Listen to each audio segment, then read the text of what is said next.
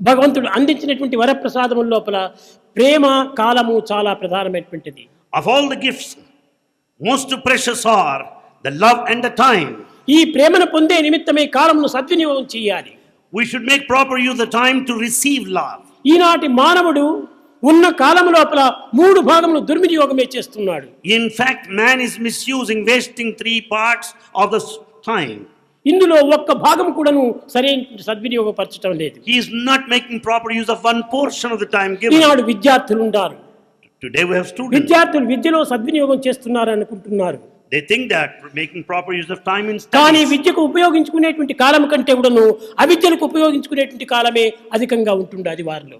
In fact, that they're wasting more time in other activities other than acquisition of knowledge. గృహస్థుడైనటువంటి వాడు సద్వినియోగపరచుకునే నిమిత్తమై ఇచ్చినటువంటి సంసారమును దుర్వినియోగపరచుకుంటున్నాడు మానవుడు. The householder is also misusing, wasting his time. సన్యాసి కూడాను సద్వినియోగపరచుకోవాల్సినటువంటి తన కాలమును పవిత్రమైన కాలమును దుర్వినియోగపరచుకుంటున్నాడు 3 భాగములు. Sannyasi, an ascetic, is also misusing his time.